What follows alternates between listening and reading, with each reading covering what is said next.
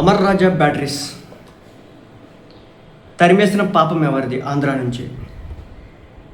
ఆంధ్రాలో లేనిదేంటి, తెలంగాణలో ఉన్నదేంటి? ఒక ఆంధ్ర రాష్ట్రానికి సంబంధించినటువంటి వ్యక్తులు, పారిశ్రామికవేత్తలు తెలంగాణ వెళ్ళి 9,500 కోట్లతో కంపెనీని నిర్మాణం చేసి ఈరోజున అక్కడ కొన్ని వేల నుంచి రాబో రోజుల్లో లక్షల మంది కూడా ఉద్యోగ కల్పన చేస్తూ ఉన్నారంటే మన దగ్గర చేయకపోవడానికి కారణం ఏంటంటే జగన్మోహన్ రెడ్డి గారు. జగన్మోహన్ రెడ్డి గారి హయాంలో గల్లా జయదేవ్ గారిని చాలా మ్యాన్ హ్యాండిల్ చేసినారు. ఆయన్ని చాలా ఇబ్బంది పెట్టినారు. ఎంతలా అంటే చివరాఖరికి ఆయన ఒంటి మీద షర్టు తీసి ఇక్కడ నన్ను కొట్టినారు అని చూపించే అంతగా ఆయన ఇబ్బంది పెట్టినారు. అందుకే అప్పుడే చెప్పినాడు ఆయన, నేను ఈ రాష్ట్రం వదిలి వెళ్ళిపోతాను, నేను ఈ రాష్ట్రంలో ఉన్నాను. అలాగే రకరకాల పొల్యూషన్స్ అది ఇది అని చెప్పేసి 100 రకాల ఇబ్బందులు పెట్టి ఈ రాష్ట్రం నుంచి, ఆంధ్ర నుంచి తరిమేసినారు.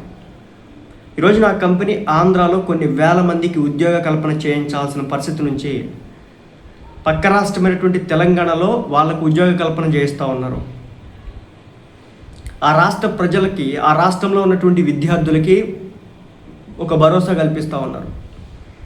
మరి ఇప్పుడు కొంతమంది జర్నలిస్ట్ మాట్లాడడం లేదేంటో మరి. ఈ ఆంధ్రాకి సంబంధించినటువంటి వ్యక్తులు తెలంగాణకు వచ్చి పెద్ద కంపెనీ పెట్టి కొన్ని వేల మందికి జాబులు కల్పిస్తూ ఉన్నారు.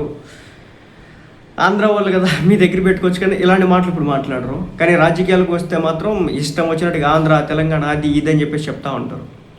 నిజంగా చెప్తున్నా, అమర్ రాజా గ్రూపును తరిమేసినటువంటి చరిత్ర వైసీపీ పార్టీదే, వైసీపీ ప్రభుత్వాందే.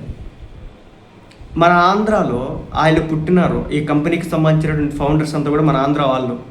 వాళ్ళ ఆస్తులన్నీ కూడా మన ఆంధ్రాలోనే.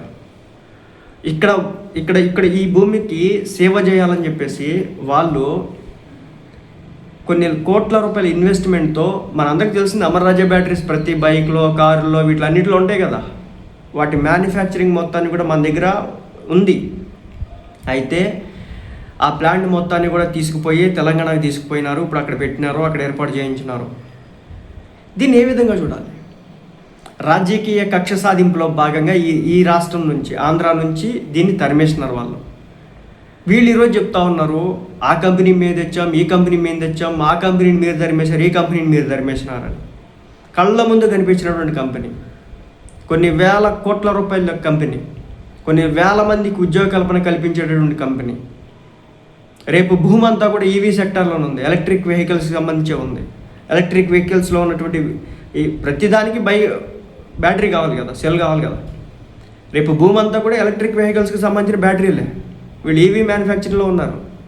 అలాంటి కంపెనీని పక్క రాష్ట్రానికి తరిమి కొట్టినారు. ఎందుకంటే ఈయన ఎంపీ అవడం వల్ల, టీడీపీ పార్టీ తరఫున ఎంపీ అవడం వల్ల. చివరాఖరికి ఆయనకి రాజకీయాలంటే విసుగు వచ్చేసింది. ఆ కుటుంబానికి చిరాకు పడ్డారు. రాజకీయాలంటే ఇంత సేవ చేసినా కానీ ఇంత టార్గెట్ చేస్తారా, ఇంత టార్చర్ చేస్తారా, ఇన్ని ఇబ్బందులు పెడతారా, ఇంత మిస్ హ్యాండిల్ చేస్తారా, ఇంత మ్యాన్ హ్యాండిల్ చేస్తారా అని చెప్పేసి ఆయనకి విసుగు వచ్చేసి ఈ రాష్ట్రం నుంచి ఆయన వెళ్ళిపోయినాడు. ఈ పాపం ఎవరిది? ఈ రోజున ఆంధ్రాలో ఉన్నటువంటి పౌరులంతా కూడా గమనించాలి, ఆంధ్రాలో ఉన్నటువంటి విద్యార్థులంతా గమనించాలి. మన రాష్ట్రానికి కంపెనీల కోసం ఎక్కడ అమెరికాకి, జపాన్కి, జర్మనీకి, తర్వాత కొరియాకి, ఈ కంట్రీస్కి మనం వెళ్తూ ఉన్నాం. ఆ తాయివాన్కి వెళ్ళి పెట్టుబడులు పెట్టండి, స్విట్జర్లాండ్కి వెళ్ళి పెట్టుబడులు పెట్టండి, లేదంటే సింగపూర్కి వెళ్ళి పెట్టుబడులు పెట్టాలని చెప్పేసి అడుక్కుంటూ ఉన్నాం. కానీ మన దగ్గర తయారయ్యి, మన దగ్గర డెవలప్ అయ్యి, మన దగ్గర ఉన్నత స్థాయి అయ్యి, మన దగ్గర ప్రపంచ స్థాయి, మన బ్యాటరీలు ఎక్కడ దాకా పోతాయి తెలుసా? ప్రపంచంలో ఉన్నటువంటి అన్ని కంట్రీస్కి పోతాయి. అంత నాణ్యమైన బ్యాటరీలు మన దేశం తయారు చేస్తుంది. అలాంటి ఒక అద్భుతమైనటువంటి భవిష్యత్తు ఉన్నటువంటి కంపెనీని తరిమి కొట్టినటువంటి చరిత్ర ఎవరో ఆంధ్ర రాష్ట్ర ప్రజానీకం, ఆంధ్ర రాష్ట్ర విద్యార్థులంతా కూడా గమనించాలి.